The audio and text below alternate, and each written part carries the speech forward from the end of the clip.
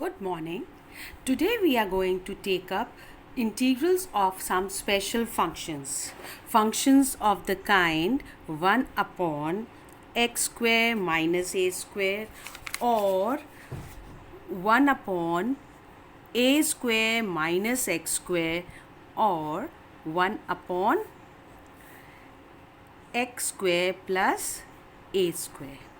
Thereafter, we'll take up three more results, that is the integral of same functions with a square root, that is x square minus a square, integral of under root of a squared minus x squared, and integral of under root of x squared plus a squared. So these are the 6 integrals which we are going to take up today. Now let's start with the first one. The first integral is integral of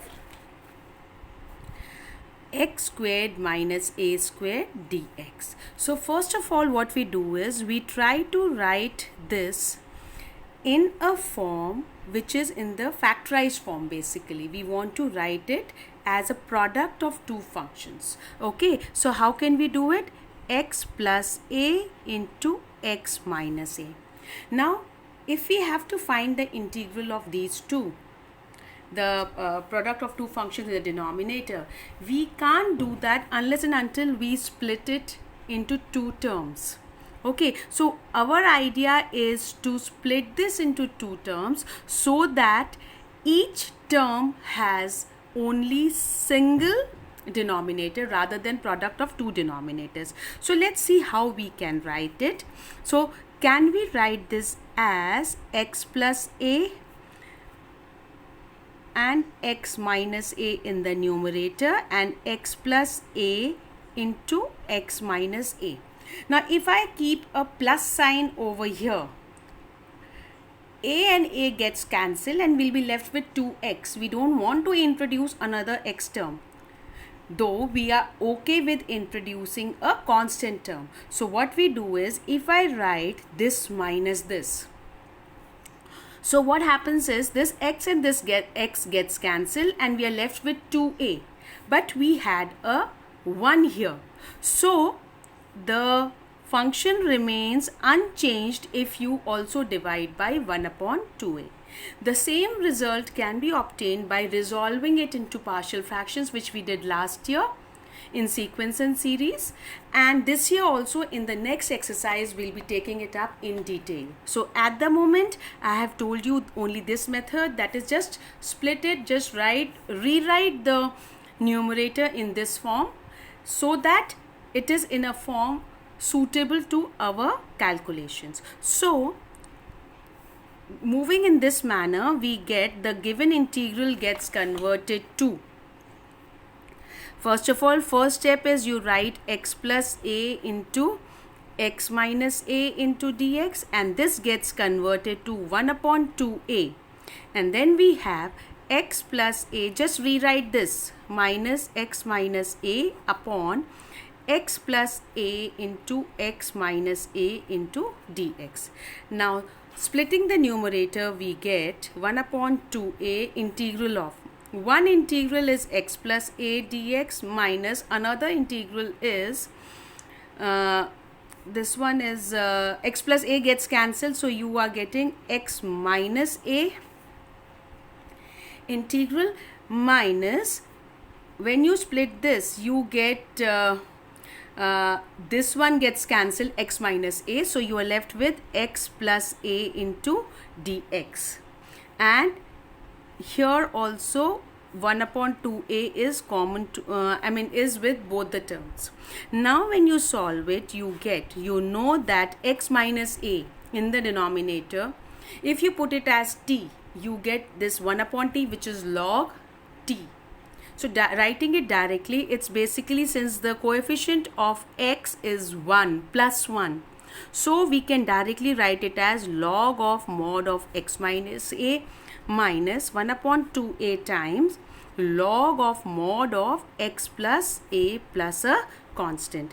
And now using the properties of log, we can combine these results into 1 and it becomes log of x minus a upon x plus a plus a constant, and thus we come at a very important result, that is integral of dx over x squared minus a squared is 1 upon 2a log of x minus a over x plus a plus a constant. Okay, so this is the first result which we come at, and it's a standard result which we'll be using directly to substitute for the for a related question. Now the next result is for I is equal to dx over a squared minus x squared. On the same lines, we write it as a squared minus x squared can be factorized as a minus x into a plus x. Can be written as, now instead of the numerator as 1, we can write sum or difference as the case may be of the two terms or two factors of the denominator. So what do we get? Now here if we observe, if we are adding the two terms, x gets cancelled and we get straight away 2a which can be divided. Whereas if we proceed like the previous one and we subtract one from the other, x and x they get added up, and whereas the constant a gets cancelled, and we end up introducing another x term which we are not interested in. So we write a plus sign here, and obviously to balance out the new term which we have introduced, we have to divide it by 2a. So now proceeding the same way as we did before, I is equal to, now we have 1 upon 2a is common to all, and here we have a minus x plus a plus x whole upon a minus x into a plus x into dx, which gives us 1 upon a plus x plus 1 upon a minus x into dx. Now when we take the integral, what we get is 1 upon 2a.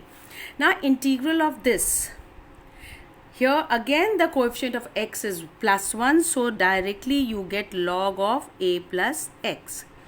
Now here plus, here we observe that the denominator, the coefficient of x in the denominator is minus 1, and so using the chain rule, the integral would be log of a minus x into the coefficient of x which is minus 1 into, and then we get a c, and so solving we get 1 upon 2a log of a plus x minus log of a minus x plus a constant. Now again like the previous one, we can write it as 1 upon 2a. We combine the two log terms. Usually we don't leave the two log terms separately, so we have to combine the two log terms. Now so what we get is log of a plus x upon a minus x with a modulus plus c, and thus we get integral of dx over a squared minus x squared is 1 upon 2a log of a plus x, a minus x plus a constant. Okay, now the same way, now we come to the third result of the first set of three special things, as we had discussed that we will be considering these special functions 1 upon, so in the first set it involves 1 upon x squared minus a squared which we have done, 1 upon a squared minus x squared which we have done, and the last one is 1 upon x squared plus a squared which we are going to take up just now. In the next video we'll be considering the three related special functions which are square root of the functions already considered in the first set. Okay, so taking up the last one of the first set, we have I is equal to integral of dx over x squared plus a squared. Now here we can't do it like the previous two results. The reason being, it can't be factorized. There is a plus sign in between a squared and x squared. So this denominator cannot be factorized. It has to be done in a different manner. So the easiest way of doing it is using substitution. We know that we have sec squared x or sec squared theta is equal to 1 plus tan squared theta. Okay, we have this result. So here, in case if I put x is equal to, now here since there is, instead of 1 we have a square term. So if I put x equal to a tan theta, I'll get, first of all, let me find the derivative. Dx is equal to a sec squared theta d theta, and here the denominator x squared plus a square comes out to be, x squared plus a squared comes out to be a squared tan squared theta plus we have a squared, and in place of dx I have a sec squared theta d theta. Now here we could have even used t instead of theta. The result is the same. Now what we get is, when you simplify it, we get a sec squared theta d theta upon a squared comes common, and we are left with tan square theta plus 1, which from here is equal to sec squared theta. So we get I is equal to, now 1a gets cancelled and we are left with 1 upon a sec square theta d theta upon, this is also sec square theta. This gets cancelled. We are left with 1 upon a into d theta, which on evaluating the integral becomes 1 upon a theta plus a constant. Now from here we know that x is equal to a tan theta, which gives us x upon a is tan theta, which gives us theta is equal to tan inverse x upon a, and hence we get this integral I is equal to dx upon x squared plus a squared is equal to 1 upon a is as it is there. In place of theta I will write tan inverse x upon a plus a constant, and with this we have considered the first three of the special, or the first set of the three special functions. Thank you.